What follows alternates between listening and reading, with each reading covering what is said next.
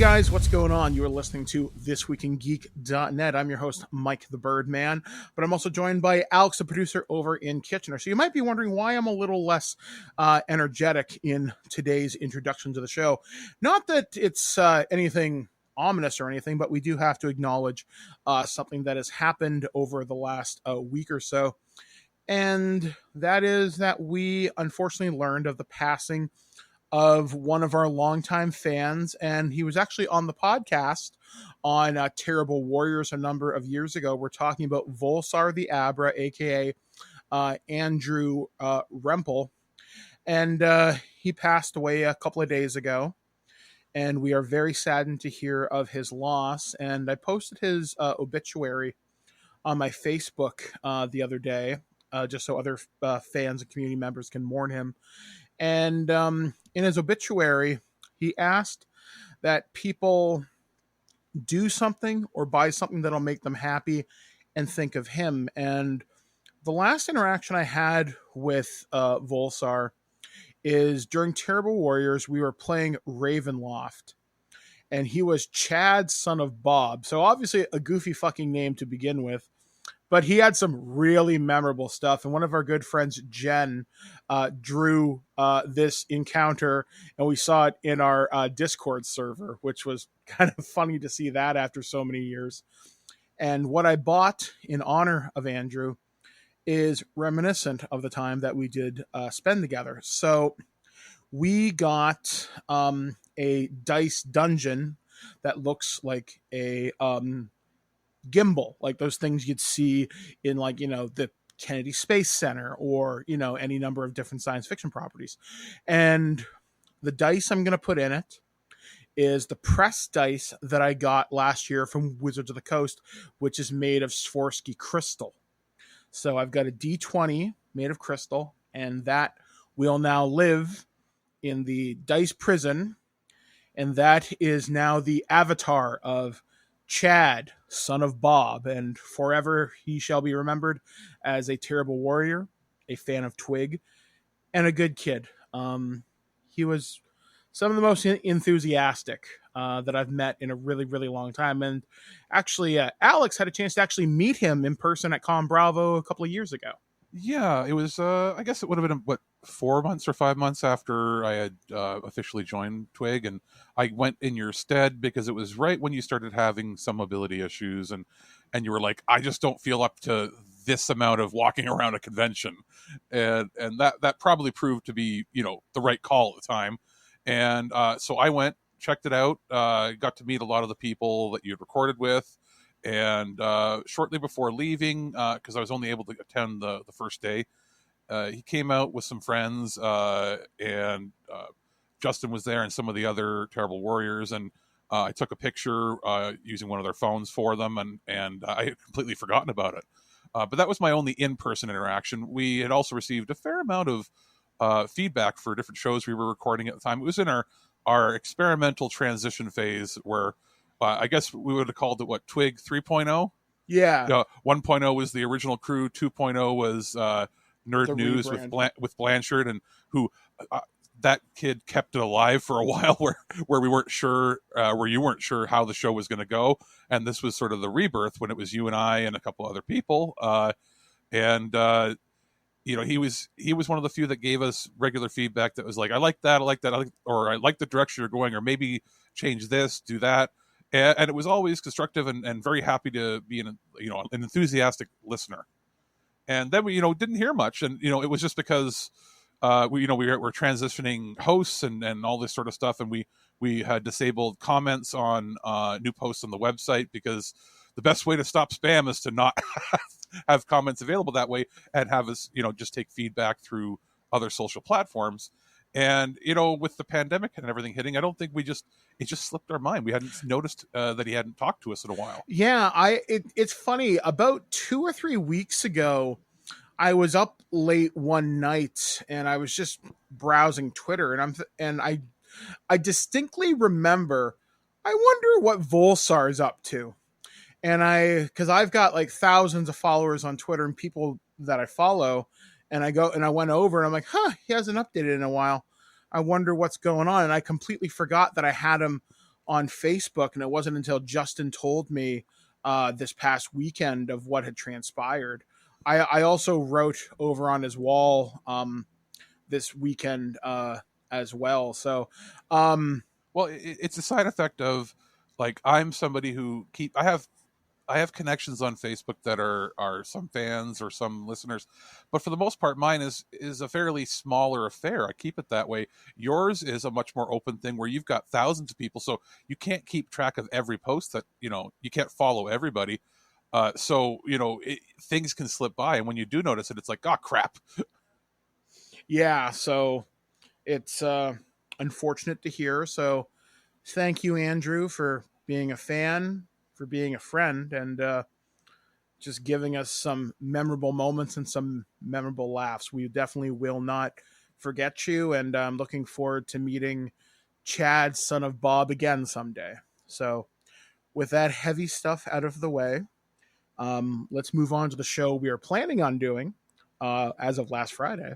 And this past weekend, we decided to celebrate my birthday a month early. You might be asking, why the fuck would you do that, you greedy bastard? Because that's just how you roll, it seems. Yeah. Oh yeah. No, we're actually preparing for my weight loss surgery. I meet my surgical team this week, and things are in motion to get the ball rolling. In one of the team members' own words, "You've been through the ringer. Let's just get this over with." And I'm like, "Knife goes in, guts come out, right?" She's like, "Right on." So, we're gonna get that ball rolling. So I imagine I'll be put on the reduced calorie diet, which I already am right now anyway. But basically the more restrictive. Yeah, the more restrictive things. I got to get my my fasting blood sugar down, but my A1C is good, so figure that one out. But yeah, so we're gonna get that all figured out, and I might have my surgery before the end of the year. A1C, that stands for ain't I chubby, right? Your chubby blood. Yes. So basically that controls how much blood sugar is in you at any one time. Typically you want it between 5.5 and 7. Mine is 7.7. They want you at 8.5 or below for surgery, because if you have a high A1C, it's harder to heal, because the more sugar's in your blood, the harder it is for wounds to heal. So, and since I've been sliced open a number of times this year, oh boy, am I looking forward to going back to my suite. Are they just going to name it in your honor at this point? I'm really wondering, because literally every time I go into the 2 Guelph General Hospital, I'm like, "Oh, hey guys. Oh, hey, it's you, Mike. Yeah, your room's ready." 5th floor or 6th floor are we talking? 5th floor typically, and they always put me in the room. I'm almost always by myself, even during COVID. Wait, is that the pediatrics ward? I forget. That's the 6th floor, right? Yeah, the ward I'm on is meant for people who have mobility issues and people who have suffered strokes. Oh, that's right. They didn't have room for me there when I went, so I was with all the little children, so I was like a giant. So yeah, I always ask, like, put me wherever you have to, but because they know who I am, I almost always have the best Wi-Fi signal and the best place to play Pokemon Go. They place you in the room right next to the overhead Wi-Fi repeater then. Yep, so I'm almost good to go, and those of you... I'll tell you one thing, buddy. The day I went for my surgery in 2017 was 5 days after they installed Wi-Fi. They had never had it before. So imagine what it would have been like staying there when you were there without any internet. I would have died. Although I did manage to use all my data up in 2017, because the ICU Wi-Fi sucks. Well, because they don't really think you're going to be there for a long time playing on your phone. Yeah, exactly. They're like, this asshole's been here 2.5 weeks. At this point, like, whatever room you go into should be like, room 505. It should just be renamed like the bird's nest. Yes, he's a migrant bird. He comes back once a year to roost. So yeah, we had some friends over, obviously a very small number, all fully vaxxed. I saw my brother Liam, who's my next door neighbor, and one of my best friends, Alex. You came, obviously. Shannon, who is my roommate, Blair, and my friend Kelly from Shelburne. Also, you basically had two outsiders, so that doesn't really count as a big gathering, obviously. Yeah. So we did that. Alex got me. This surprised the fuck out of me because I've been trying to get one of these since they were announced. He got me the official Xbox wireless headset, and Because I was you fucking stunned. well, it had been out of stock forever, but also it was technically the big 4.0, and some people get like a fancy race car or whatever, and it's like, what is Michael going to actually use that he likes? And my thought was, I know you are not a fan of dangling long cables, No. and with the PlayStation, it has the little dongle thing, and it has its own headset. That's easy to use, but the Xbox is a pain in the butt. They like you have to either have wires or buy the one headset that doesn't require them. Yeah. So it was like, and the one headset that didn't require them was out of stock for like 2 years. Yeah, and they kept asking insane prices. It would sell out on Amazon or Best Buy so fast, and very difficult to gain during COVID at all. So Alex came through in the clutch. Plus, for to make it all handy capable, what did I get you to go with it? Those little wall mounts, that self-adhesive things that hold up for headphones, specifically headphone mounts, so you can mount them like right behind you. You don't have to ask for help for storing them anywhere. You just reach up and they're there. Yeah, it's like super nice. So now I can retire some of my headsets because I had a Call of Duty Astro A10 I got from a press kit for Modern Warfare. And it looked rough. Some of those headphones you had, man, like the PlayStation one was perfect because that's new. But the ones you were using for PC and for the Xbox that with wired, like that one ear is hanging on by a thread. Yeah, it's like, because I'm very, very rough on my stuff. So that was awesome. Kelly got me a bunch of stuff from the dollar store, but one of the weirdly most fun things I've ever got, it's a fidget toy, but not like a spinner. It's like this hamburger big thing, but you pop bubbles on it. Wasn't it the one made for toddlers? Or something like that, but it's weirdly satisfying. So I found myself yesterday, I was watching something and I just kept playing with it in my hands and it just kept my hands busy. So that was remarkably fun. You forgot that it wasn't your 40th birthday, it was your 5th birthday. That's what we were informed. Yes, that was the goal. I'm like, I wanted a pop and chips party. I wanted it to be like the best 5-year-old party ever. And Kelly got me a unicorn tiara, which if you are on my Facebook, there are pictures. That's not going out on Twitter. But yeah, like it was fun. It was a lot of fun. We had a lot of laughs. I got you a Star Wars 5-year-old birthday card with a special saying on the inside. Yep. I've something you might not necessarily give a 5-year-old. It had R2-D2 on the outside, and on the inside it says "Happy Birthday, fuckface," and a Polaroid picture of you that will never make the light of day. Yes. And then there was the one I got from Liam. Liam gave me a card that was a cat inside a burrito, and it said something like "Happy Burrito," and this is from a moment of El Coconarte, will say. Someday I'll explain that story fully. Also known as Michael's high inebriation. Yeah, high inebriation time. And it was something I said to Liam one night while we were playing Call of Duty Zombies. I said, "Fist my fuckle." And Liam has this very deadpan delivery of how he speaks. And he said, "I'll take that under advisement." And it fucking slays me. So yeah, and Blair has tortured me with this, but it's kind of a weird thing. So we went to Walmart on Friday and we never get up that early. I had to go out for blood work or something and an EKG, but we go to Walmart and the entire toy section was just restocked. I beat the scalpers. So I collect the Ghostbusters Plasma series. Now I had the 3 kids from Afterlife, but I didn't have the new Ray, the new Winston, and the new Peter. The entire set was there. I'm like, holy shit. And then there was a Kenner reissue Ecto 1. I didn't buy that, but that's the first time I've seen it cited in Canada.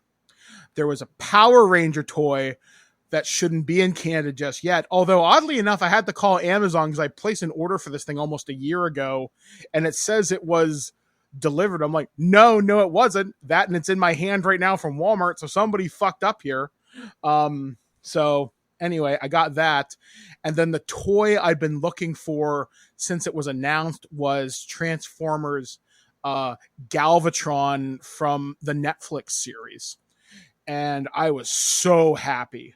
So Blair's like, you don't get these until your actual birthday on October 20th. So that's like punishment. You're going to have to, she's not going to do like the Alex's German mom thing where she hid them by putting them on top of a cabinet and said you can look at them but not touch them till your birthday. See, she would do that to put them across the room, and knowing that I can't pick them up, that'd be funny. But yeah, no, what would be funny is if she did that and then you misbehaved and then you had to watch her giving them away to local children. Well, I guess on one hand I'd be doing a good thing. On the other hand, fuck. No, giving them to scalpers for $5. Oh my god. And then we find out about the divorce proceedings later. But yeah, so that's a lot of fun. So yeah, I did that. I sent my Amazon wish list to my sister and my like mother-in-law. So I'm looking forward to the big 440. I guess we'll see what happens. I have an Amazon wish list. If you want it, you can email me under no pressure. But yeah, this was a fantastic celebration. We're going to do something on my actual birthday, a lot smaller and more intimate. It'll probably just be you, Liam, Shannon, and Mom and Kara. And it's technically more people. It'll technically be more, but it's the people that I'm the closest with. It's basically the family. We're not talking with crazy decorations or anything, is what you're saying. Yeah, exactly. It's just going to be us being together. So that should be a lot of fun. Your birthday party, as a 5-year-old party, we planned to play party games, and then we ended up watching videos of people farting. So yeah, that was amazing. Which everybody's like, hey, look at this farting video. And then I'm like, I had to be the guy who's like, all right, everybody, let's watch some King Ass Ripper. And you're all like, what? And then it was 12 minutes of the most juicy sounding farts ever while you had taken an edible. So you're giggling like an idiot. And then Shannon was gone. Yes. Everybody basically collapsed into laughter. And I'm like, how have you guys not seen King Ass Ripper? And then everybody stared at me like, how have you seen him? And I'm like, I've been studying that guy's work for 10, 12 years. All right. So peeling back the curtain into the kind of parties that those of us in our 30s have. There you go. Let's sit around, eat hot dogs, and watch people fart. That's how we roll. That's what you can look forward to in your midlife crisis. That is what 2 years of COVID have done to us. That when we get together, we just watch fart videos. All right. So what have you been doing over the last week before we get into the show proper? I have been in pain. I've had a problem with my knee where it's been bugging me. So it was a lot of doing a whole shit ton of nothing. But actually, I had been visiting family and obviously you, playing some games that I got for review. And then I just jumped into Kenna Bridge of Spirits because that came to be day of release or day after release, actually. And I've been catching up on a lot of TV shows, getting some stuff prepped, moving furniture because my grandmother moved from her house, sold it, went to a retirement living condo, and we ended up getting like a fridge from her that's only like 5-6 years old, and a freezer that's about 10 years old but was newer than the one that I had. So it's trying to do like real life Tetris to figure out how everything's going to fit in the apartment and get rid of the old stuff, which means that my living room looks like I just moved in.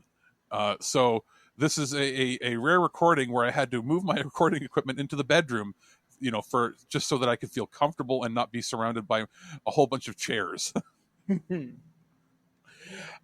So on this week's episode of the show, we got a couple of different reviews coming up for you this week. I believe we are going to be taking a look at the PS5 edition of Death Stranding. This is the director's cut that was sent to us for review. Yes, and sir. I also have a preview and a review of the book called Star Trek: A Celebration, a book by Ben Robinson and Ian Spelling, sent to us by Hero Collector about Star Trek, the original series, talking about some of the behind-the-scenes stuff that you probably didn't know, and even certain stars that were in the show didn't know some of this stuff still existed. So I do that, and we have a longer interview with Ian, which will be available on Future Imperfect later on this week. We also have our final Satan's Pantry that we recorded during the summer. We're going to take a listen to that, where we take a look at something called Bayberry. I have a feeling that's the one where I almost puked, but I'm not sure. I almost puked on all of them. It was like potpourri. Yeah, this was the gross Satan's Pantries, but we better do a few more before I can't do it anymore. So well, it was yeah, maybe. I mean, if I remember, I don't know which one it was.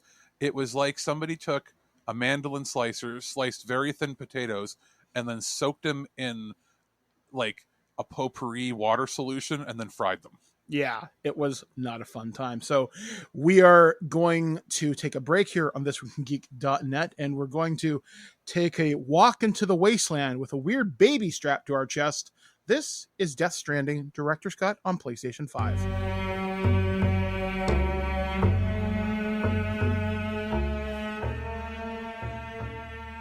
Let's very briefly talk about Death Stranding Director's Cut. There's been some controversy around it being called a Director's Cut, even from the game's own director, saying that I don't know why they called it a Director's Cut, but that out of the way, what are you getting here compared to the previous PlayStation 4 release, which we reviewed last year?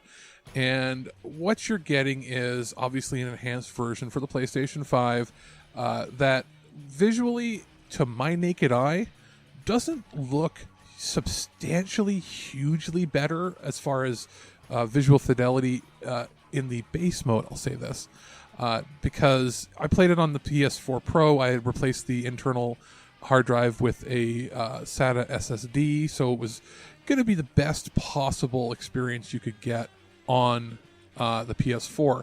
I should note that when I played it initially, I turned off HDR and I had sort of locked it to 1080p mode, simply because I didn't like how loud and crazy overheating my PS4 Pro was getting back there. So here, one advantage is you can play it in 4K with 60 frames per second, pretty much locked, and not worry about it, and it is more smooth.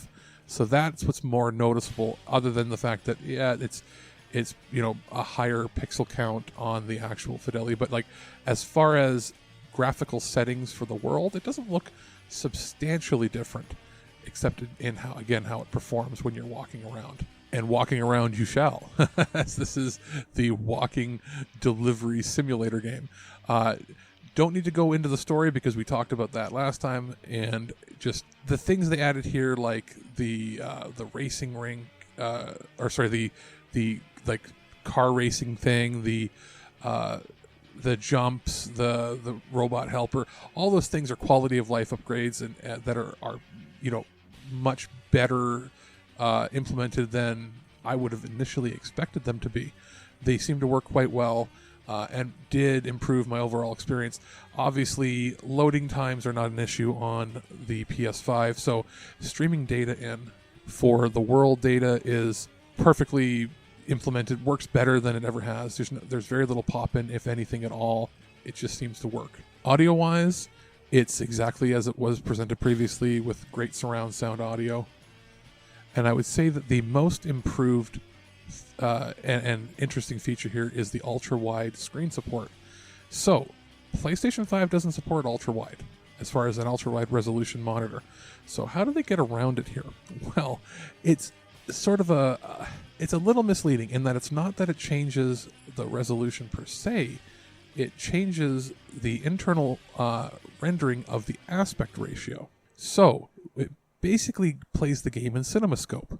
So 2.4 to 1 wide. So on your 4K TV, if you got a big enough TV, I got a 65-incher, it'll add bars to the top and bottom, but give you a wider field of view to play, but also increases the pixel density of what's rendered. So it's internally rendering at a slightly higher resolution because of the aspect ratio, giving you more data on the screen. And you'd think that, oh, is that going to slow down the frame rate or mess with anything? And I haven't noticed any hit to performance at all. In fact, it looks a little better because, again, things are a little more compact. It's giving you a much more cinematic view. It makes you play the game as if you're watching a big, high-budget theatrical movie, which is kind of what the game always was. So I prefer to leave that mode on. It does make reading text, if you got subtitles on, a little bit different in that it's a little bit smaller, but the gameplay feels like you're playing a cinematic experience, which I find remarkably cool, and I didn't know if I would like it like that. I'm assuming that, when this is like on PC or something, there's going to be support for ultra-wide monitors, like actual resolutions of ultra-wide, because that's what you can do there. But even if there isn't, if there's a mode that lets you do this, it would be worth it. But as far as PS5 is concerned, it's kind of a neat thing that I would almost wish something like maybe a Final Fantasy would do in the future, or some other first-party Sony titles, just to have that mode in there, because it's really neat, and it kind of changed the whole way I played the game. All right, look, Morty, Kojima just wants us to reconnect to fractured society and stop the Death Stranding. What are all these ghosts? Those are the Death Stranding, Rick. Oh, okay. Yeah, I wasn't paying attention. Jeez, Rick, we've been walking for a while, and I got this baby in a tube here. Maybe it's some sort of crazy upgrade. Hold on, I've got an idea. Hey, stop, All right, stop! It's not an upgrade. Let's eat it. What? We can't eat it? It's a baby! Morty, what if it makes us run faster or jump higher?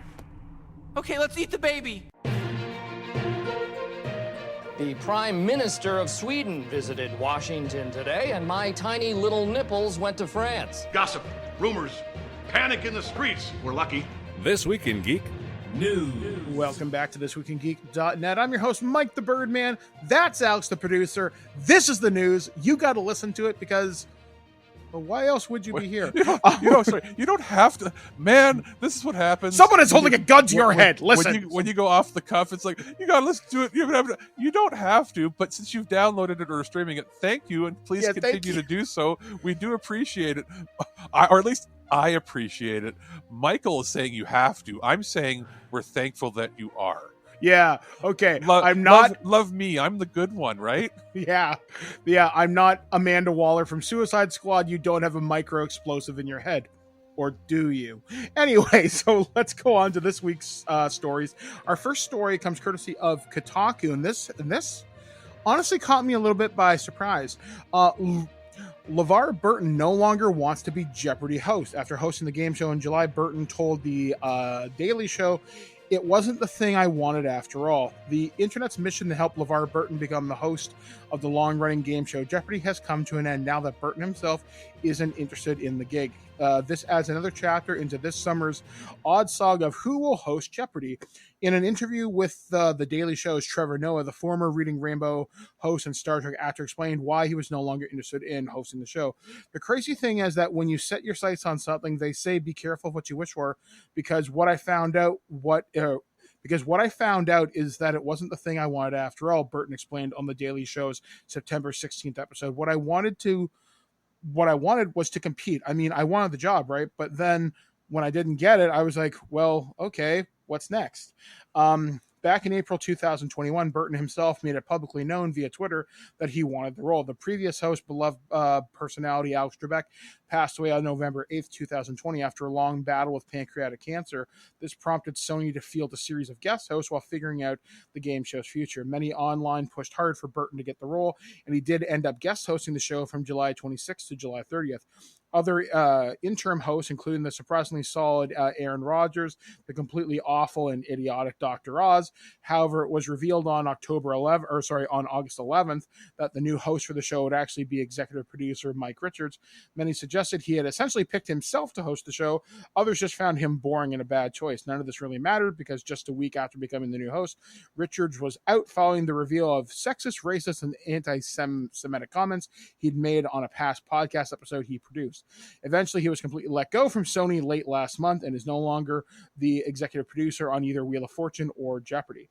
After all this and some other nonsense with Mayim Bialik, which is a whole other bad host hired by Sony, many just wanted Burton to be given the gig they felt perfectly suited him. However, LeVar Burton is no longer interested in hosting the show.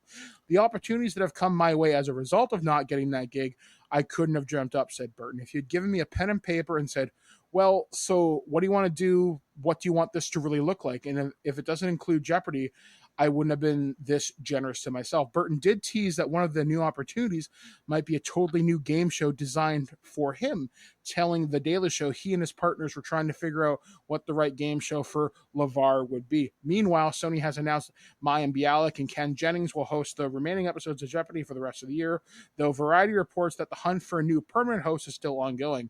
Maybe Sony will finally pick up someone who doesn't suck. One can hope. I mean, how hard is it? How hard can it really be, seriously? You got to find somebody that has a classic.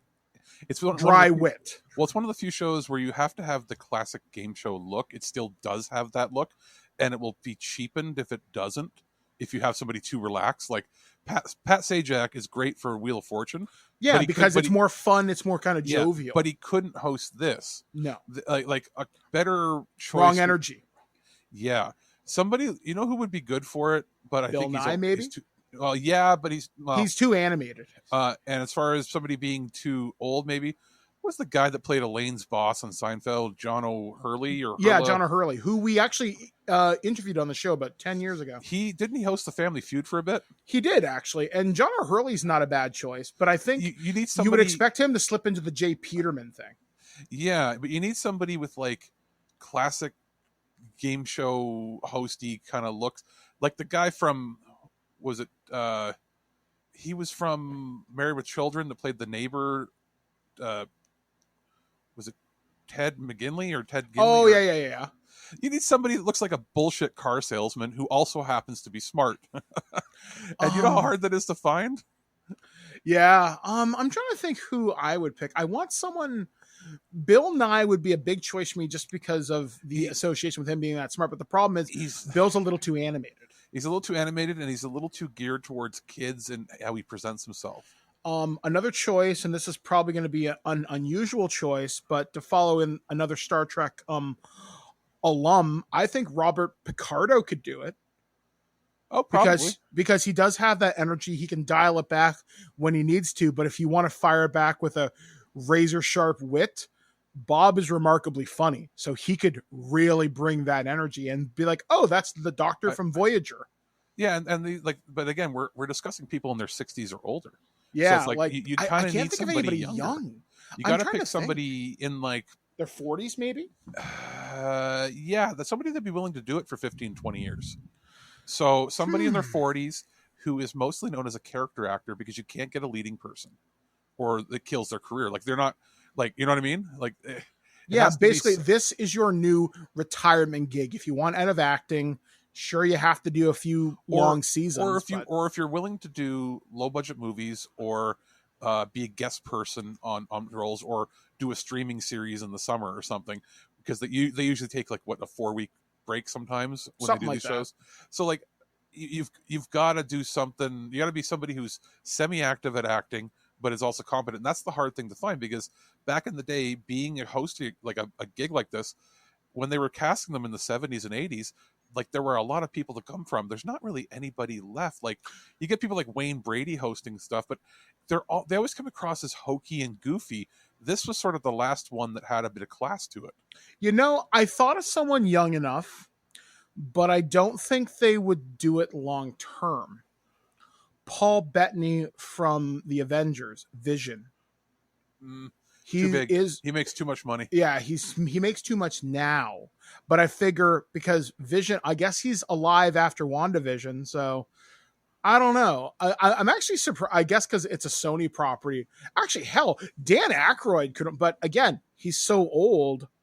Yeah, because like if we were going to go with like a Dan Aykroyd type or somebody that age, like why wouldn't you go with somebody like what's his name? I was going to say John Lithgow, but again, over 60. Too old. Yeah, like Kevin Kline, too old. Mm-hmm. Yeah, maybe, you know what? You're right. Maybe think outside of America and think Brit. Somebody who's British. That's like if David Tennant wanted to just retire quietly, the Jeopardy hosting gig wouldn't be a terrible thing. But they won't hire him. His accent's too thick. Yeah, because remember, maybe Matt Smith. Maybe no, too young. Yeah, you're right. See, there's a weird narrow group. Like they want somebody in their mid 40s. Guarantee you, they want somebody in their mid 40s that will last until their mid to late 60s. They don't want people older because it's a health risk. They don't want people younger because they might just go, fuck it, I'm going to get a bigger role. Mm-hmm. So it's got to be somebody in that range. You know what? Who was the guy that they were teasing to be a James Bond, the black dude and the British guy? Idris Elba? No, it was around. No. He wouldn't do it. It was around the Die Another Day era. I think he played. Was he an agent in Die Another Day? I think I know what you mean, but I can't see the memory clear enough. He was like Black James Bond, and then they were thinking about making him James Bond, and then they didn't.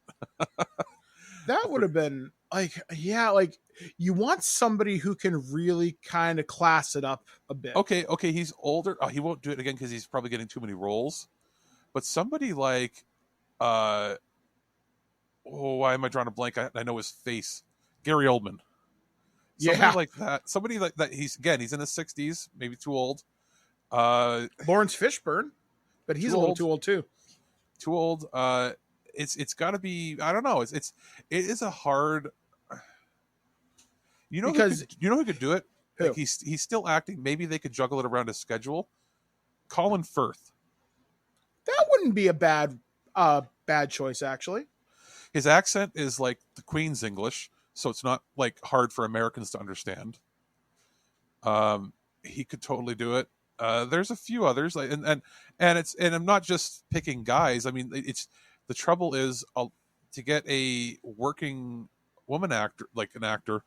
The problem there is they are always scrambling for roles because there really hadn't been a lot, and now there's so many on like Netflix and everything that you're going to have a harder time finding a woman who wants to give up her big career to do this. You know what I mean? Like Mayim Balak, the reason she's been here is nobody wants to work with her. Yeah, there's some difficulty with like her. I think some public posts. Her beliefs and personality clash with a lot of people, and she's not been known for being an easy person to work with. And it just so happens, I think she's in with the producers, like they like her, but there's a reason she's not on a collaborative cast anymore. So, I mean, you could go, no, okay, fuck it, let's just throw shit at the wall. Just cast the nanny, Fran Drescher. We'd be done with it. We're done. Just let her do it. If my top two picks. Oh shit. Okay. Wait, no, sorry. He's older, but if they were willing to give him like an 8-year contract, why not just cast Eugene Levy? That'd be a good pick. I know he's older. I know he's like 69 or 70, but he's just have him. I mean, he's done spoofs of Trebek for years. He was spoofing him back in the day years ago. So why not have him do it? Or think outside the box. Somebody like that, or you know what? I don't know if his career is going anywhere anymore. Why not somebody like Will Arnett? He does that Lego show, does he not? Oh, Lego Masters? Right. Yeah, that's terrible. Okay. Bateman. Yeah, that'd be a good pick. Michael Bluth himself. Careers maybe going a little too good. Who was the guy that played the brother on that show with the mustache? David Cross. That's a good Tobias. Pick. Because again, like it's somebody you might not expect to play a straight man, but can totally do it. And you have to come across as somebody with. Actually, wait.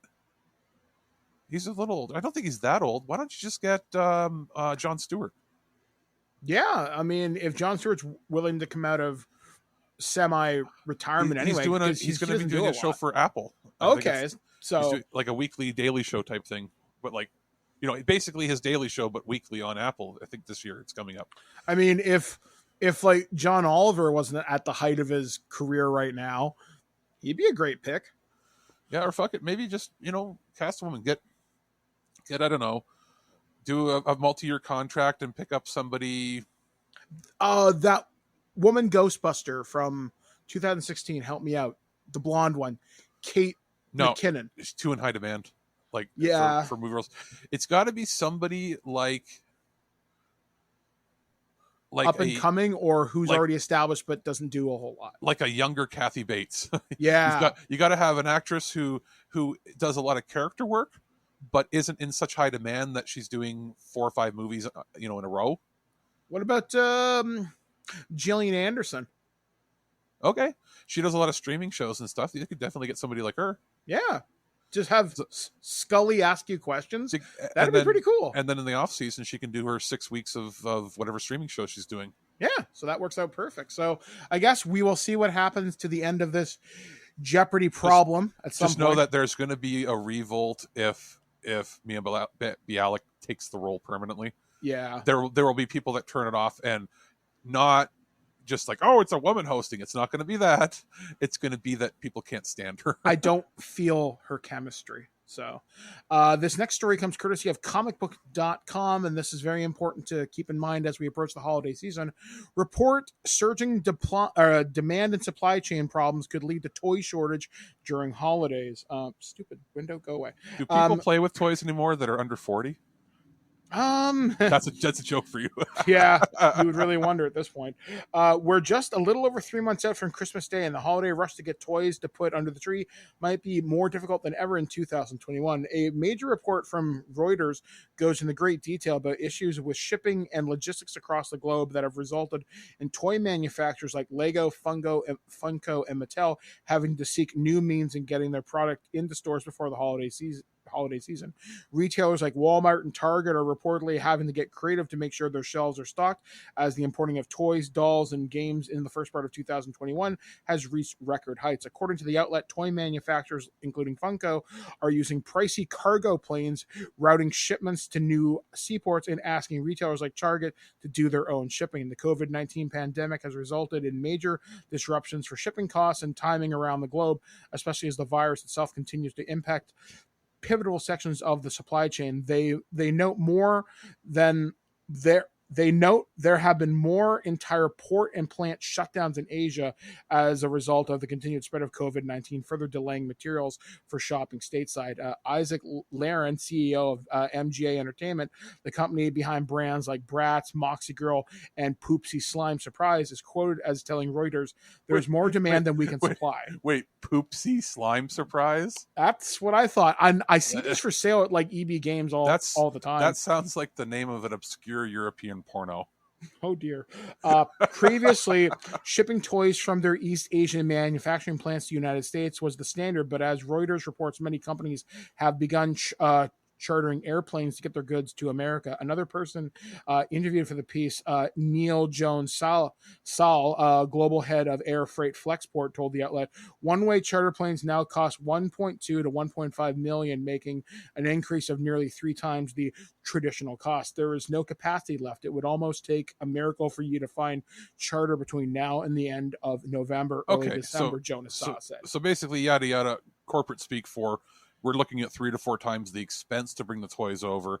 And at the same time, they're not going to be able to raise the prices because they'll price themselves out of the market. Yeah, I mean, we saw this last year with PlayStation 5 and Xbox Series X. And cell phones being pushed that were supposed to come out in September came out in January and March. Yeah, because I remember we got emails directly from some of these companies saying, hey guys, this stuff is being flown over on a plane. Your name better be on one of these packages. And we're like, oh shit, because we never thought it'd be that serious. And then earlier this year, when the big boat got stuck in the Suez Canal, it doesn't take much to fuck up shipping. Like they don't realize is that like 2 days of delay in that shipping port can actually translate to a week or 2 delay of once it actually disperses out. Yeah, because you could be sitting out to sea waiting for the ports to clear. Yeah, because once that's, once they're getting out of the canal that have been stuck for so long, you now have other ships that are waiting to clear into the ports where they're landing, and then yada, yada, yada. There's not enough trucks to pick up everything, so it takes forever. And so customs and clearance. Yeah, it made it a nightmare. And then they have fuel problems where they can't just sit out there derelict, yada, yada.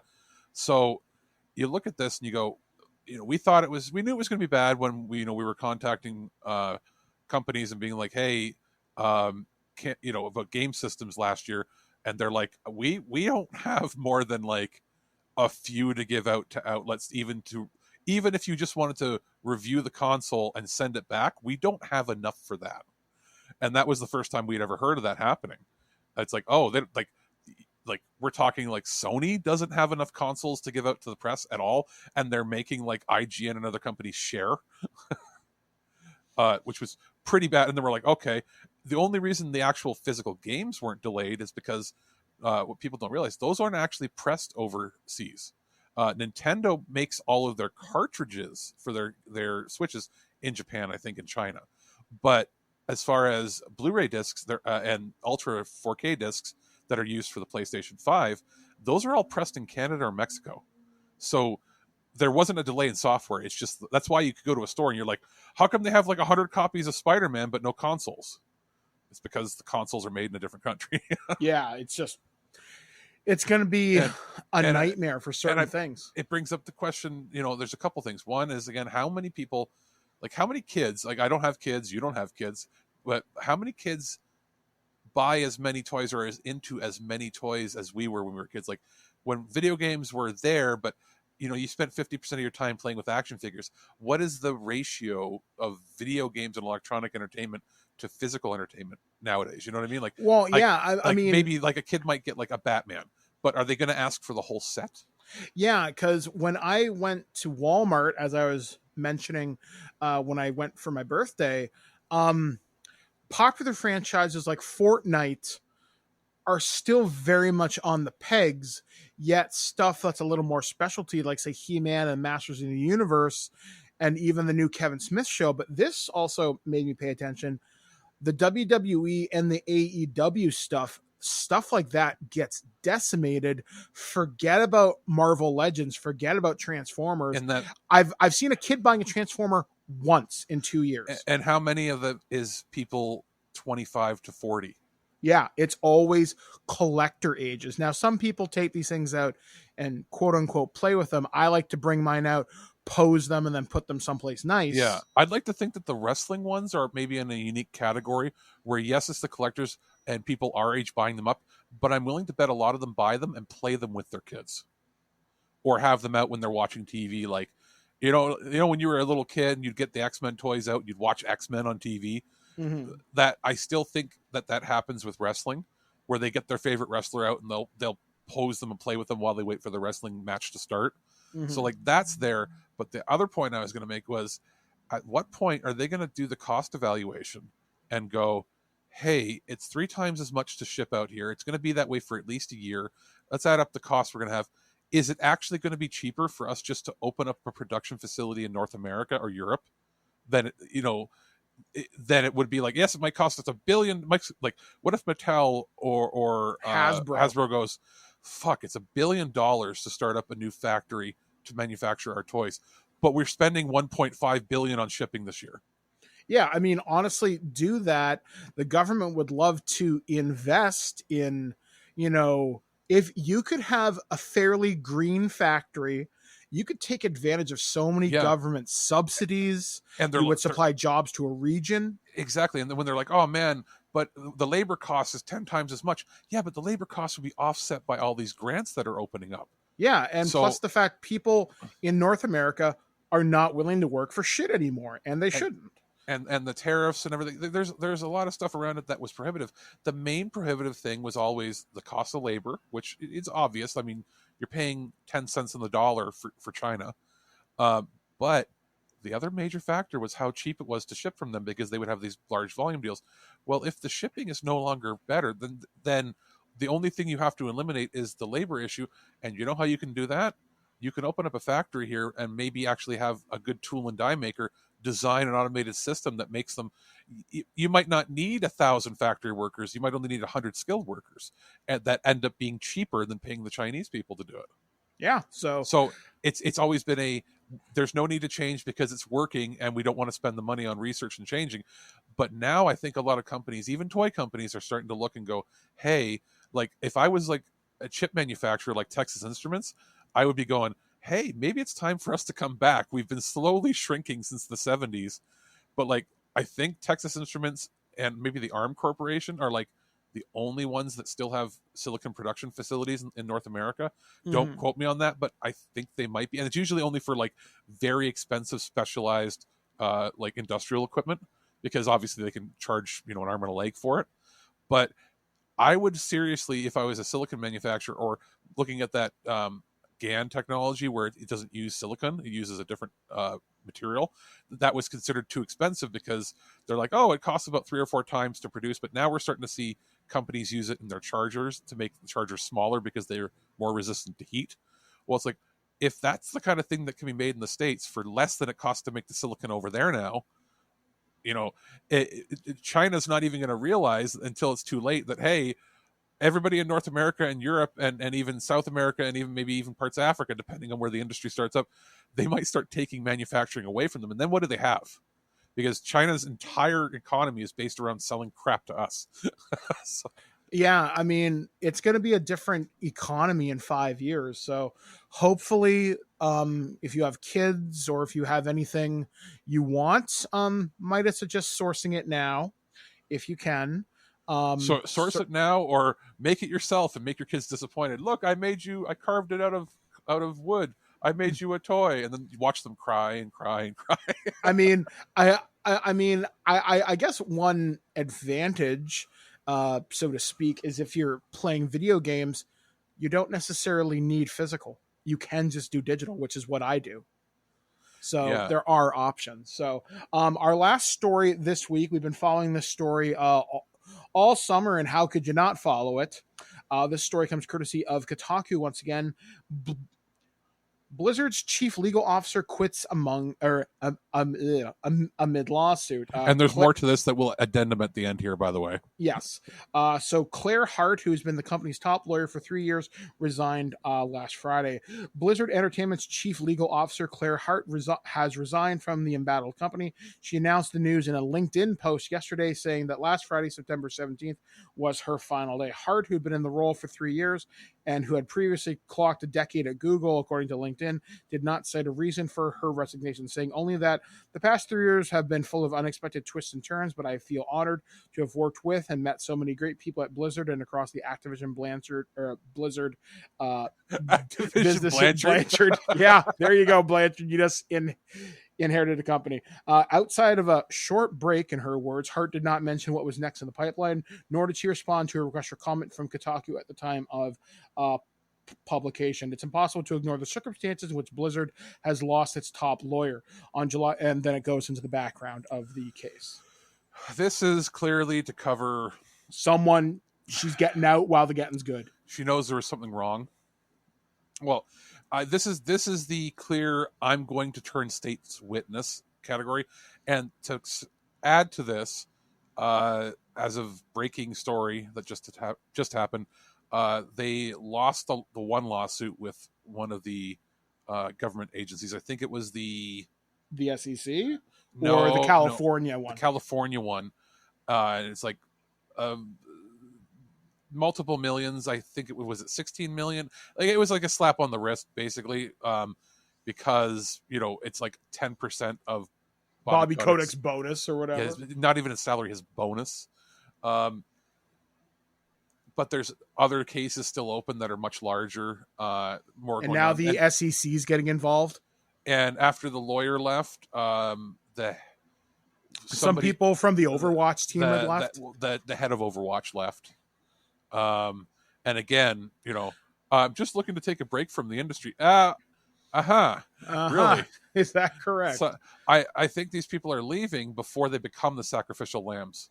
There was another person who spoke out on the weekend, or not the weekend, sometime recently, because Diablo 2 Remastered has just come out, and they said, do what you feel is right, and if you want to support the game, cool, that's fine by me, but I understand if you don't, or something along those lines.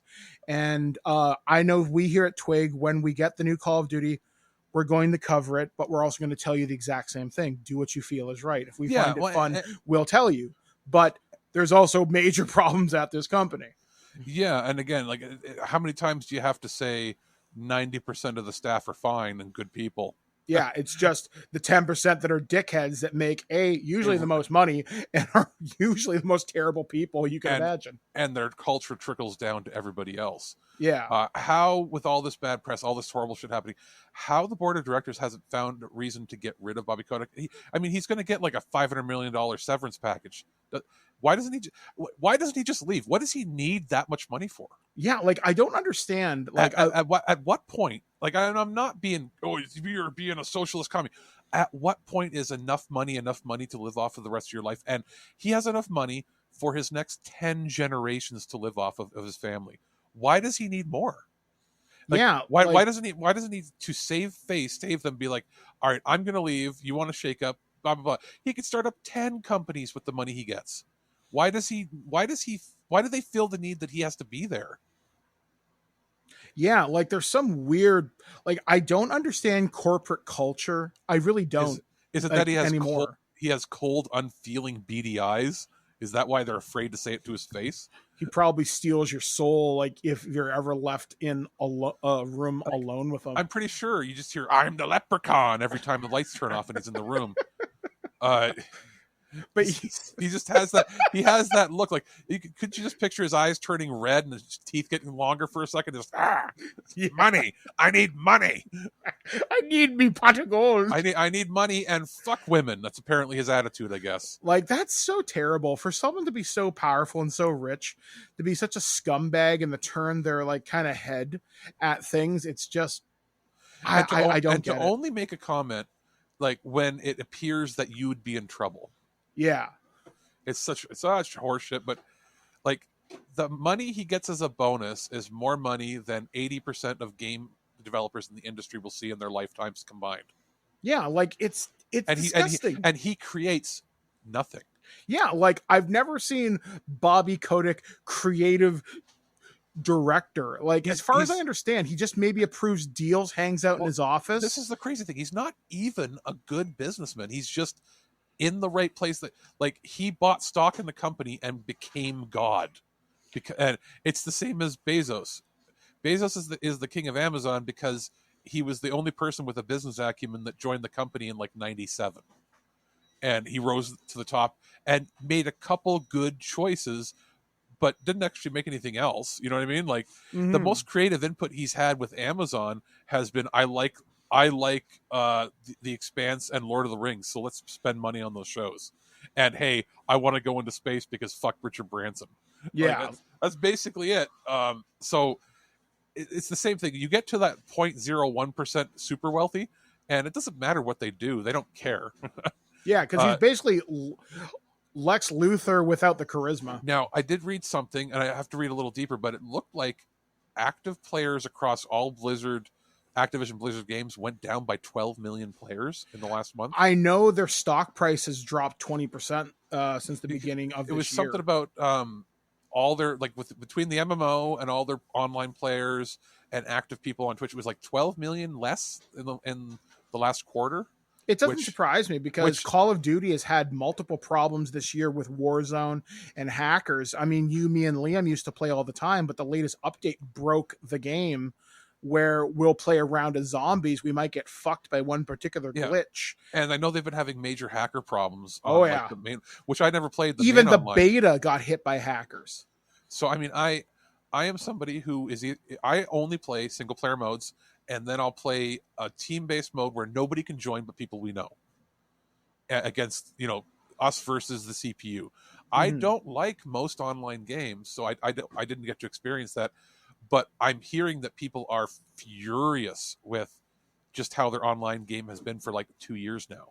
Yeah, it hasn't been good. I mean, and Warzone is notorious for hackers and aimbots and people that are using wall hacks. It's terrible. Like there's even a way, I saw a video on YouTube to cheat in zombies to give you basically 1 billion crystals, but you can never level up your account again, which is really fucking weird. So we decided, like, I think like we're sort of done with it. I mean, we got really good at being in sync with each other. Yeah, but we have other games to play until until basically the next game comes out. Yeah, because probably by this time next week we'll be talking about Far Cry. We'll be talking about Metroid Dread. Yeah, like we received World War Z Aftermath for the three of us to try out. And that's, again, team-based horde shooter. Cool. That's a little different, but again, it will be our team. And then, in the next 2 weeks, we have Far Cry. And then after that, I guess Back 4 Blood is coming, and we can try that out on Game Pass. Yep. And then, we're COD, not going to do Battlefield, if we ever get a copy. Battlefield might be one of those ones. Hey, it's Boxing Day and it's half price. Yeah, sure. Maybe, but and then before we know it, we've got Rainbow Six Extraction, which is basically the kind of modes we were already playing. So we'll try that out, and then who knows? Like, who knows what the rest? Oh yeah, and Halo. Yeah, so it's going to be a busy couple months. We've been hearing, conversely, compared to the Call of Duty nonsense, and not just Call of Duty, all the Activision servers have been having trouble with hacking and stuff. Right? Wasn't and even like Apex Legends from Electronic Arts has had a number of problems this past summer. That's why I was thinking EA has problems with the Titanfall servers. Like, not that they're the same company, like they're different companies, but like both EA and Activision are working with many generation old online tech that just isn't up to snuff when it comes to, stopping hacking. And conversely to that, we've heard nothing but good things about Halo. Yeah, I mean, I got invited to this weekend's flight, but I couldn't just because of homework and everything else. But I may try and get in on it. I think there's another technical test this week, so hopefully I'll get a chance. And if Rainbow Six Extraction is anything to be compared to Siege, have you ever heard of really bad problems with Sieges online? I don't think so. There's a lot of hackers and stream snipers, but that's more of a problem for streamers. Hackers, I'm not as sure about. I watched my friend Fuya play. I think on PC maybe more so than the consoles, right? Yeah, and I just got into Rainbow Six, so just because there was an indigenous character and they had a Resident Evil pack that gives you some new guns and some new armor. So I mean, it sounds like probably. I mean, it would make sense for Microsoft to be the most secure, right? Because I'm going to assume that Halo is using some sort of form of secure Azure server versus. I'm willing to bet that even if the code in the game for some of the game, like they said, it was bloated and old, but that the online code, the net code, is going to be based on the new tech they're doing for the Series X consoles. So, if anything was going to show off strong anti-piracy without having to put a whole bunch of DRM stuff in it, it's probably going to be Halo. So we'll have to keep an eye on that, because that's approaching in 8 weeks? Roughly? Supposed to be first part of December. So okay, so 12 within the next 8 to 12 weeks, we've got a bunch of online games that are going to be competing with Call of Duty. If I was Activision, I would be very worried about my holiday season. I would be putting more resources than what they probably have towards the hacking problem. Because if you can make the community happy, they'll overlook a shitty multiplayer for the most part, but they don't want to get sniped through a wall when they know it's a cheat. And please God, don't make it 400 gigabytes to install Warzone and the new game until you patch it out so you don't have to have that much installed. Yeah, please optimize that. So we're going to take a break here on This Week in Geek, and we're going to listen to my review that I did for the Star Trek: A Celebration, a book coming to us from Hero Collector, and that's about the original series. And then, like I said, later on this week, there'll be an interview with the author, Ian Spelling. So we will be back, guys, right after this. Doesn't surprise me, Mr. Spock. I can't imagine a mirage ever disturbing those mathematically perfect brain waves of yours. Thank you, Dr. McCoy. I prefer the concrete, the graspable, the provable. You'd make a splendid computer, Mr. Spock. That is very kind of you, Captain. Hey guys, this is Mike the Birdman here, and I'm here to talk to you about a book that we got sent from Hero Collector. I'm talking about Star Trek: A Celebration. This book is written by Ben Robinson and Ian Spelling. Those are some pretty big names in the world of Star Trek fandom. They've been around the block for many, many, many years, doing a lot of cool things, from starships and fact-finding books to hosting Star Trek panels. In fact, if you want to hear an interview I did about this book, Star Trek: A Celebration, you can look for that coming up on on Future Imperfect rather soon. But to talk about the book itself very directly, this is a book that is well over 250 pages, and it kind of covers the entire history of the Star Trek, the original series, and some behind-the-scenes stuff that you probably didn't know when you went into things. And I think that's what attracted me to reading this book, as I've made no real secret of this. I am not a fan of the original series. However, reading into this book, I did get a few insights and stuff like that I hadn't really considered, because I've never seen the original pilot for Star Trek known as The Cage, and I didn't know there were so many casting changes other than Captain Pike and Number One. And it was cool just to read some of the behind-the-scenes story as to why things changed, why certain characters turned into something else, and why certain aspects were kind of carried forward. And one of the things that I'll give you guys a spoiler about, I find out during the interview that I did with Ian Spelling, there's a very cool connection to the phaser rifle that Captain Kirk uses in Star Trek that pretty much helped the series go forward, which is pretty neat. And there's a lot of really neat behind-the-scenes pictures here. And in fact, Walter Koenig and George Takei, when they looked through this book, they had never seen some of these photos. It might be a different angle or something like that. There's a lot of really cool anecdotal stories in here too, and just stuff you didn't know. There's a lot of talk with guest stars, and just, it's really cool. This is the behind-the-scenes book that gets me interested in a property, because I love to know how things function, who were the people behind it, and how did eventually we get to this wonderful cultural touchstone that we know as Star Trek. So this book is highly recommended for anybody who is a Star Trek the Original Series fan. I would consider this, as Ian described it, it's like a convention in a book. For diehards, chances are you know some of this, or at least a good chunk of it. But for those of us who are more casual, this is a chance for us to explore into something a little bit different. If we want to attend a Star Trek convention, well, now we don't have to stand up in lineups and worry about social distancing.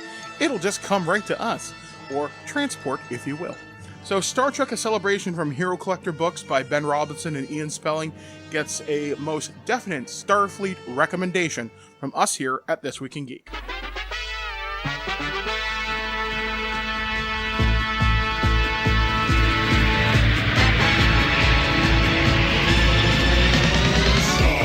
Trekking across the universe. On the Starship Enterprise under Captain Kirk. Star trekking across the universe. Slowly going forward 'cause we can't find rebirth. Go crazy? Don't mind if I do. Human sacrifice, dogs and cats living together, mass hysteria. All right, guys, it is time to talk about the weird, the wacky, the strange things that happened on this plane of existence. This is the weird news. And this one's kind of a feel-good story. This one comes courtesy of My Lethbridge Now and special screening of Ghostbusters movie in November in Fort McLeod. That's going to be something strange going on in Fort McLeod's neighborhood in November. Ghostbusters Afterlife was primarily filmed in southern Alberta, of course, and that includes Fort McLeod. So Sony has chosen to host a special screening of the movie on November 13th at the Empress Theatre. It'll take place 6 days before the flick is released worldwide. Main Street in Fort McLeod will be blocked off for the event, featuring all kinds of costume contests, Ghostbusters memorabilia, and maybe even some people from the film industry in attendance. You can buy tickets online for $100 each at the Fort McLeod Empress starting October 4th. Proceeds from those sales will be going towards some much needed renovations at the Empress Theatre as well. Now, I would hope Sony, in a show of goodwill, would maybe give them some money towards those renovations as well. You'd think so. You would think so, but I think that's really cool, and that's really neat how much the Canadian Ghostbusters community really came together for Afterlife. I know some people out in Alberta as part of the Calgary Ghostbusters and the Edmonton Ghostbusters that got a chance to do some stuff. They got a chance to see something while it was being filmed.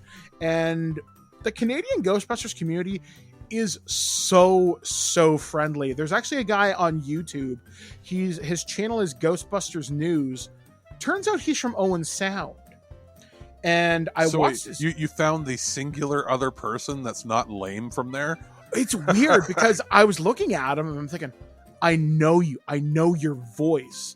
So I emailed him on Twitter, and I'm like, hey, man, I'm from Owen Sound too. You look really, really familiar. You might have seen me around town. I was the bigger native guy. I host This Week in Geek. He's like, oh, yeah, you're Mike. I'm like, you know who I am? He's like, yeah, I used to be the manager at this store.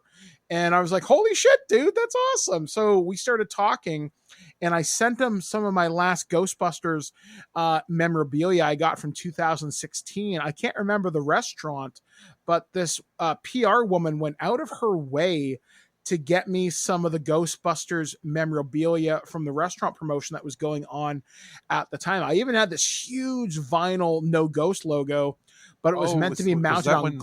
Didn't you get like a bunch of Ecto Cooler that time too? Yeah. I got that from like I can't remember the company who made it now. It's going to drive me nuts. Wasn't it the High C people? Yeah. It was the High C people, and I recently got rid of that press kit a couple months ago for a lot more than I was expecting. But yeah, and it's cool just to see a community like that. That's usually pretty friendly. Anybody's wondering, it's like you got rid of that press kit, yeah, because Papa's got to have rent. Yeah, exactly. Like sometimes all the games we review, we don't always get codes. But yeah, it's kind of funny thinking how sometimes the Ghostbusters community, especially the Ghostbusters community, I see them involved in Fan Expo. I see them involved in local conventions. They always are willing to take pictures with you. They do lots of charity events. They do lots of raffles. I know the Calgary Ghostbusters, or the Alberta Ghostbusters rather, are really good for that. They did a bunch of stuff last year. Did you get a bunch of stickers and stuff? I did. Yeah, actually, yeah. I have Stay Fluff, which is one of the members' cats. He got a sticker, and she sent me out one, and it is on my wheelchair next to my Fuya Chicken Warrior. So I always thought that was tremendously cool that they did do that. Plus there's buttons and patches and all sorts of things. And a lot of this goes to charity, or just enough to keep the organization going. And, you know, you can always count on the Ghostbusters community, the costume community, to be really, really, really good, especially from, like I said, from what I've seen. The collector community can get a little ugly, like any geek toy community. Sometimes it's more ugly than people want to admit. Anytime that there's a perceived monetary business value involved, you get people that are just caring about thinking they're going to retire off of it, so that they don't care who they squash to get what they want. Yeah, like I know there's some scalpers here in Guelph, for example, that buy up all the Transformers, that buy up all the Ghostbusters. I promise you, if I went back to Walmart after this recording, everything I saw from Friday, it would be gone. And it would be profiteered on Facebook within hours. So, yeah. So if anybody happens to go to this thing, if you happen to live in Alberta, let me know how it is. Obviously, you'll have to sign some kind of an NDA, I would imagine, or something. At the same time, who knows if it's even going to run, because Alberta's about to shut down. Yeah, so who knows? Like not to bring everything back to COVID, but it was on the news yesterday that Alberta has more than double the numbers of the rest of the country for people in the hospital right now because of COVID. Yeah, and they're flying in doctors and nurses from all parts of the country to help with Alberta's health system, because it is literally on the verge of collapse. So do not be surprised if movie theaters, events, and that eventually just in the next few weeks have to completely shut down, because they're worse than the rest of the country was at the height of the pandemic. Yeah, so we'll see, I guess. So this next story is... So basically, if you're out there, please be safe. Please, for the love of God, be safe. Please get your shots. Please, just, even if everybody around you is like, I don't need to do this, look at the rest of the country. We're not out to get you. Look at how much better we're doing. Please follow that so you can actually have fun and do these things. Exactly. So our next story, it's a little bit morbid and kind of funny. This one comes from foodandwine.com, of all places. Oh, fudge. This family has accidentally been using a missing headstone to make candy. Unbelievably, this isn't the first convergence of chocolate fudge and cemetery markers. In the first half of the 19th century, Peter J. Weller, not RoboCop, was a prominent businessman and restaurant owner in Lansing, Michigan. When he died in 1849 at a still young 48, he was buried in the city's Oak Park Cemetery. A quarter century later, he was moved to Mount Hope Cemetery, south of the city center, but his headstone was lost somewhere between his first and final resting place. Earlier this year, at a Michigan auction house, what was called to evaluate the items in a house in Okemos, after the owners moved into a nursing home, Brad Stalker of Epic Auctions and Estate Sales was puzzled when he found a 5-foot-long white granite slab in the house. According to M Live, even the name bewildered when he flipped it over and realized it was somebody's tombstone. Nobody in the family knew how or when they came into possession of it, says Loretta Stanaway, the president of Friends of Lansing's Historic Cemeteries, told the outlet. The homeowners just said, we used the backside of it to make fudge. We had no way to find out whether the family knew it was a legitimate monument or whether they thought it was just a throwaway or something. According to a Facebook post from the group, Epic Auctions and Estate Sales listed the monument for sale on its website, along with the other items that had previously been collected from the residents. A California man who'd previously lived in Lansing spotted the missing tombstone online and realized that it had some historical significance in Epic Auctions, immediately pulled the piece from its online sale and gave it back to the city. Genealogists were unable to locate any of Weller's living relatives, so the Folic, FOLHC, was granted permission to hire cemetery preservationist, I didn't even know that was a job, Andrew Nolan, to put the long missing monument back on Weller's grave. He also repaired and reset the monument for 2 of Weller's daughters. The Weller family's fully restored gravesite will be dedicated on Sunday, September 26th, so just the other day, at 3 p.m., almost 150 years after the tombstone disappeared. The group plans to speak about Peter Weller's life at the cemetery. Nolan will be in attendance, as will one of the genealogists who researched the entire Weller family. I hope someone brings fudge, one Facebook commenter wrote. Unbelievably, this isn't the first convergence of chocolate fudge and cemetery markers. If that was a weird sentence to read, know that it was just as weird to write. At Logan Cemetery in Logan, Utah, Catherine K. Andrews' headstone had been engraved to include the recipe for Kay's fudge. Andrews told her children she wanted her fudge recipe to be with her on the other side of the elaborate monument, so she had shared with her husband of 56 years, and they granted her wish. She really loved people. Her daughter, Janice Johnson, told Fox 13 she would write poetry and she would take fudge whenever people got together. Andrews died in 2019 at the age of 97. When the Eternal Fudge recipe was originally unveiled, it was mistakenly called for a tablespoon of vanilla. Sorry, I'm gonna cut in there. Eternal Fudge recipe is the name of an awesome band. If you wanted to start one, that would be actually kind of epic. However, though, when the Eternal Fudge recipe was originally unveiled, it mistakenly called for a tablespoon of vanilla instead of a teaspoon. This has since been corrected, just in case anyone is going to make a cemetery fudge run this weekend. The recipe also specifies the fudge should be Cemetery Fudge Run, the name of your porno. Cemetery Fudge Run sounds like the B-side single off something. But yeah, it's like something from like a Blink-182 album or something. Yeah, like that's what it sounds like. It's so, or something Rob Zombie does as like a joke song that's like 40 seconds or something.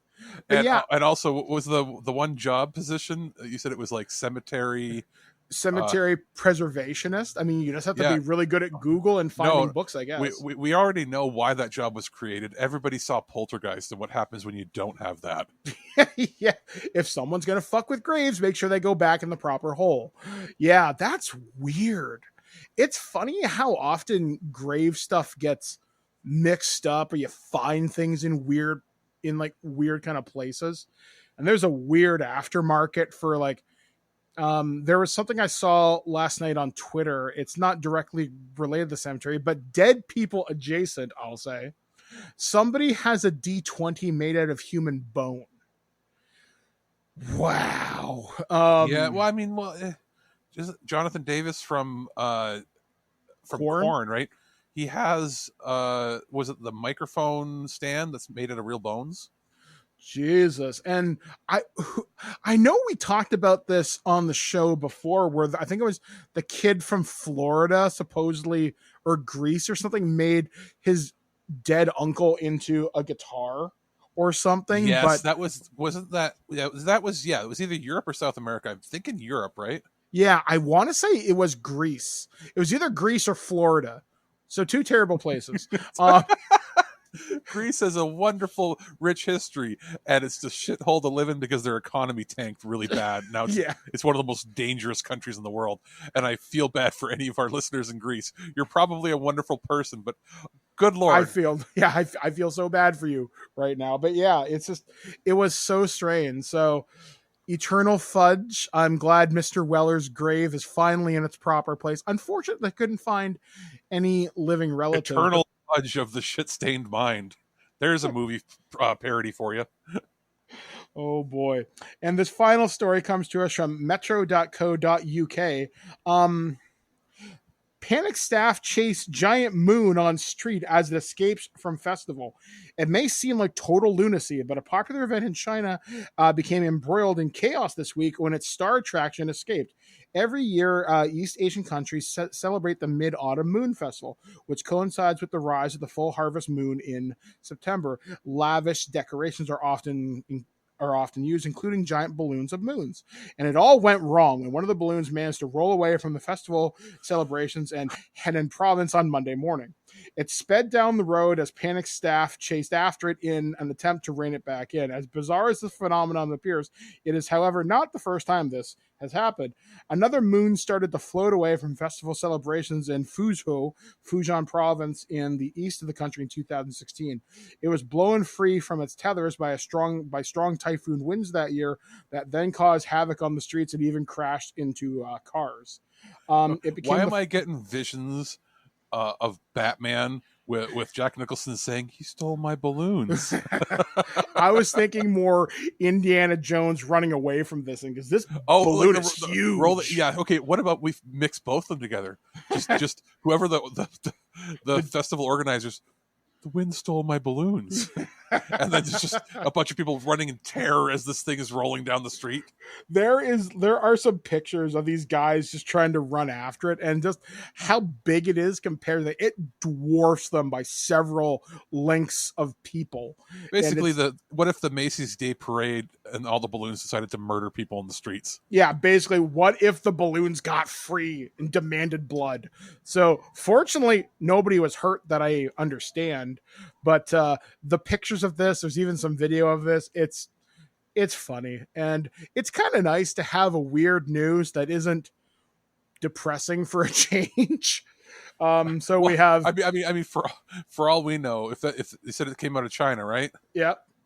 For all we know, that's the story they told us, and then we'll find out a video later on where it was like, we didn't fill it with helium, we filled it with hydrogen, and it was like the freaking Hindenburg, and it blew up, and there's like 30,000 people dead, but nothing bad happened. We promise.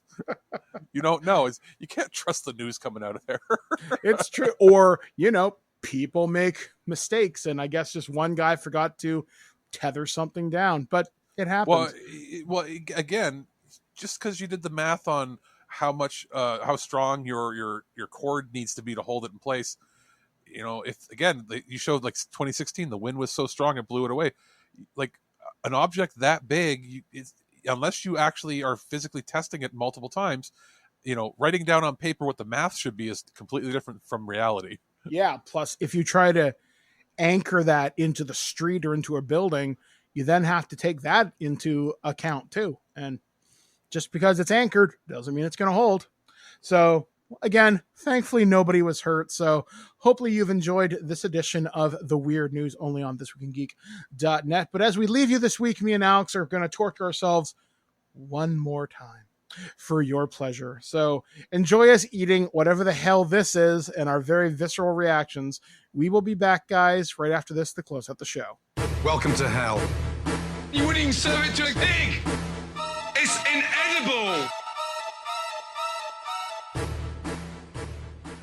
Hey guys, it is I, your owner, manager, unwilling victim, in today's episode of Satan's Pantry, only on ThisWeekInGeek.net, where we visit the local import stores or discount stores, wherever we can find something that probably isn't in English, looks strange, smells weird, or it could be tasty. And it's more like unique flavors that we're not, that maybe, especially with name brands where we know, like, for instance, there are snacks available in the States that we don't have, right? Yeah.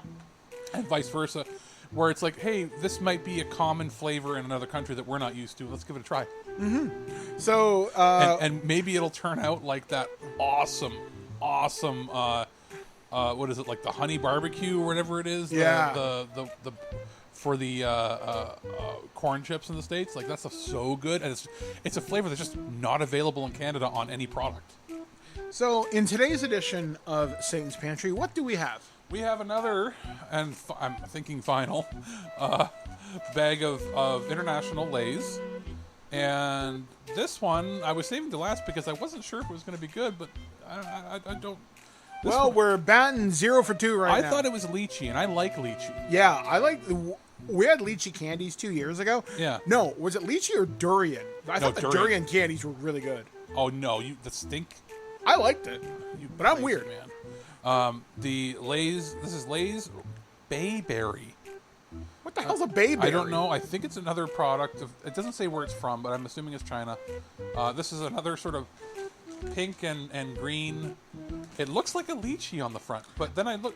It's like, what if you crossed a lychee with a strawberry? Yeah. So let's crack it open. I'm kind of afraid, and if it has those red flecks on it, we know we're in trouble. It smells like shit, doesn't it? Yeah. Fuck. And it's got the red specks of shit on it. Oh, this is a good omen. Oh, Jesus. Oh my God. They all look the same. Every bag I've bought of these, they all smell horrible in different ways. Oh my God. What is that? It's like bubblegum lipstick. And I should know, I've actually eaten lipstick when I was a child. So. It's like bubblegum lipstick. Give it a sniff. Okay, big inhale, sniff. Yeah, bubblegum lipstick mixed with a very faint odor of body odor. Oh. All right, I've got... I was let me get really, two big ones really here. hoping we'd find a gem in the rough. And be like, wow, this is my flavor from now on.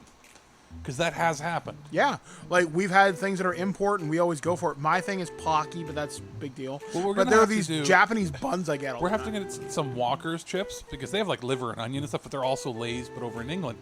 And there might be a weird flavor there that we're not used to that I might be like, wow, I want. And sometimes it's happened with some of the Chinese or Japanese flavors where we've been like, whoa. There's a company out of Manitoba. They're an indigenous chip company, and they're called Tomahawk Chips. Amazon sells them. Yeah, I just saw that the other day. Very good stuff. And most of the proceeds, I think, go to helping their education funds and stuff. Yep. So let's do this. All right. Ready? Yeah. Nope. Well, that's oh, Jesus Christ! I'm not exaggerating. It's sticking to my teeth. It was what it was. Oh. It's chapstick. It tastes like cherry chapstick. Oh, I don't understand this. None of the we've done a bunch of these now, and they all taste bad. Yeah. When are we gonna learn? I mean, it was $1.29 a bag, and I thought, let's give it a go. Because what did I get from there the one time a couple of years ago? Was it green tea and it wasn't half bad? Yeah, we've had really good chocolate. So was it chocolate chips? No. There were chips that we tried a few years back. Yeah. And I think out of all of them, there was you like the prawn flavor ones. Yeah, the prawn wasn't too bad. I really, really like, and I know it's a few different Asian countries that have it, I like chili and garlic. Yeah. On stuff. I love that flavoring, especially Filipino food that has the garlicky barbecue stuff. That's my jam. And I saw these and I was like, these are flavors we never tried, but they're all very similar. All these ones that we've been trying now, and it's like, wow. Yeah. So yeah, don't eat the chapstick. I think would be a good way to sum this up. I would say avoid this too. It's unfortunate. So maybe I again don't understand. And you can make arguments that we're conditioned for certain palates and certain things. No, there's something not quite right. Yeah, like it's strange. I would love to meet the flavor engineers who worked on this. But and then again, it's the same thing as, even though it's more accustomed to our flavor palette. Do you remember how rough and how many people, I enjoyed it, but how many people hated the late night cheeseburger Doritos? I almost got kicked off a plane because of those. That's a story for another time. But yeah, so ultimately avoid these, and we'll probably have more of these as the summer goes on because we can still see each other. So that closes this edition of Satan's Pantry, and I am going to go brush my teeth and gargle with mouthwash until I burn my throat. Gross. How was it? It's a big, soggy, dirty pool of juice and crap underneath there. Dreadful. Thank you. All right, guys. Well, that is the kind of show it has been here on ThisWeekInGeek.net. Obviously, we started off heavy, so we do dedicate this hour to Volsar the Abra, Andrew Rempel. Rest in peace, my friend. We will see you again someday. Coming up on the site this week, we have a new Turd or Treasure coming out with full of all sorts of things. I do have a Ghostbusters documentary that I'll be reviewing there as well as another documentary about Martin Scarelli. That's right, the Pharma Bro. So I saw the Pharma Bro documentary when my sister was here. I'll be talking about that later on this week. I also have Star Trek Adventures, the Shackleton Expanse, which is the new sandbox setting set in the beta quadrant for your Star Trek Adventures game. I still have Justice League, the Snyder Cut to watch from Warner Brothers. I've got some Halloween-typey stuff that I can talk about and just some other things. So it's going to be busy for me this week. This week, as I mentioned off the top of the show, I meet my surgical team, seeing what's what. And what else I got going on this week? I've got homework I've got to do. It's market research. Should be pretty easy. You have an interview? I have an interview. Yes, I spoke with Star Trek, former StarTrek.com editor Ian Spelling. He's one of the authors of Star Trek: A Celebration from Hero Collector Books. A wonderful conversation with that man. Hopefully we will be talking with him and Ben Robinson at some point for some of the other books that they do.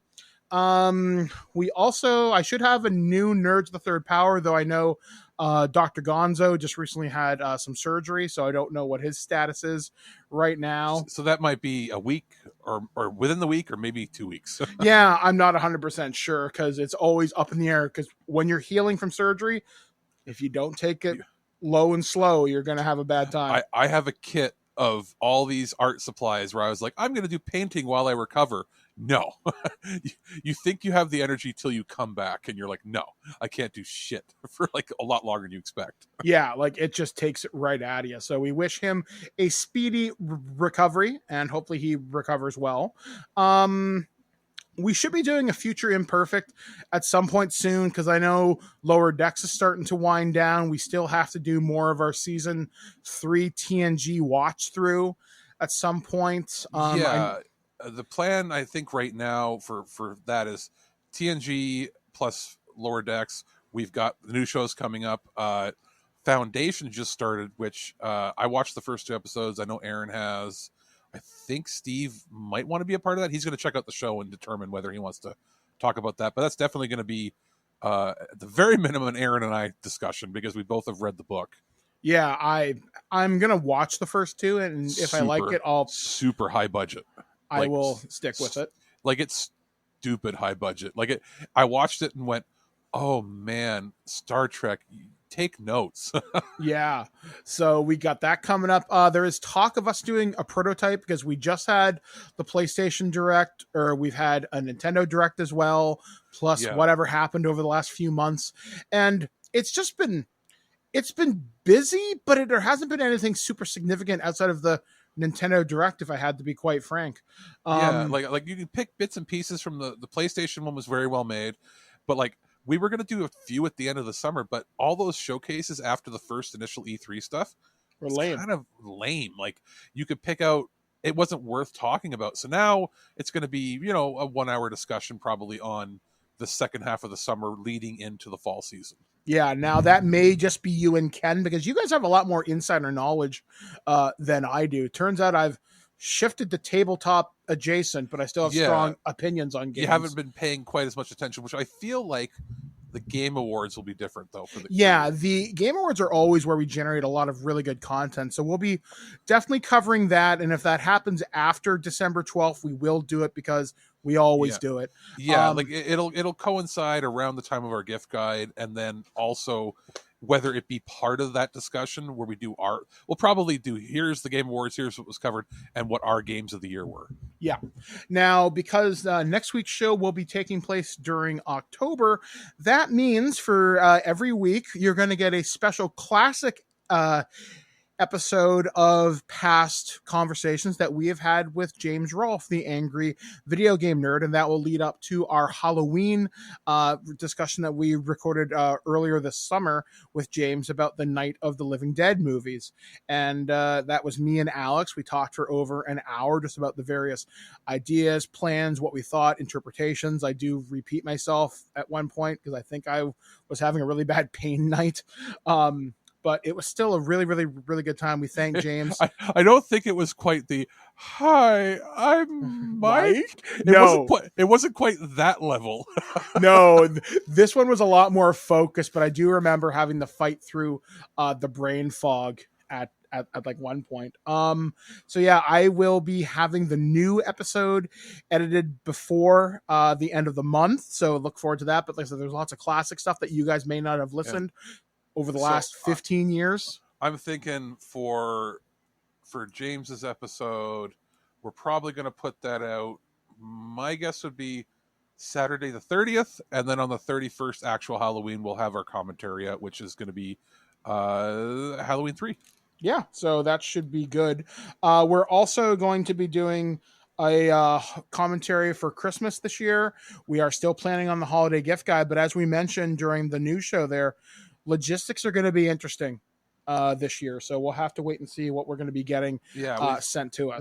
We've had some companies contact us already, being like, "Hey, gift guides are coming up," and I'm thinking, why are they contacting us so early? Like really early. We're talking like a week or two ago. I already got some inquiries. Yeah, same here. And they're like, for your consideration. I'm like, for my consideration in 3.5 months, and then I went, oh, they're doing it now because they have to really tighten up how many people they're going to have to send things to, because they may have to put in the request 7 weeks before they get it now. Yeah, so we'll have to wait and see what happens with that. So again, folks, thank you for joining us this past week. Like I said, if you want to take a moment of silence to observe Volsar, Andrew Rempel's passing, but if you're going to be role-playing this weekend, if you're a game master, name an NPC, Chad. If you're a player, may your first natural 20 or your first major success. Or if you're playing Pokemon, make sure that when you catch an Abra, name it Volsar, just for fun. Yeah, there you go. If you catch an Abra in Pokemon Go this weekend, please name him Volsar. So anyway, folks, for ThisWeekInGeek.net, we have been Alex, the producer. I've been Mike the Birdman, saying be excellent to each other. We'll catch you guys again next week, right here on ThisWeekInGeek.net. At no point in your rambling, incoherent response were you even close to anything that could be considered a rational thought. Thanks for listening to this episode of This Week in Geek. Hungry for more? Check out our website at thisweekingeek.net. You can subscribe to the podcast, browse our Twitter and Instagram, and leave your thoughts on today's topics. If you'd like to give us some feedback, send us an email at feedback@thisweekingeek.net.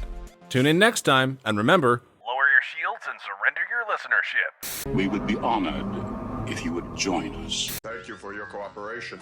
Good night. I'm not kidding, man. My mom for years thought Sigourney Weaver's name was Senior Way Weaver. And she'd be talking to us and be like, I like that Alien movie with Senior Way Weaver. And I'm like, who?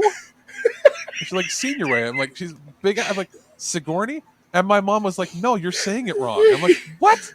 I'm like 10 years old. I'm like, that's not how you... Her response is, yeah, the G's silent, right? And I'm like, Mom, what is wrong with you? And I gotta work that into a game. Well, she was like, well, she's the one that she's like, yeah, like she would even occasionally say like aluminum the British way, like aluminium, and I'm like, you're German Canadian. Why are you saying it like the Brits? Or like cinnamon with cinnamon. I'm like, what is wrong with you? You're a well-educated person. But yeah, Senior Ray Weaver.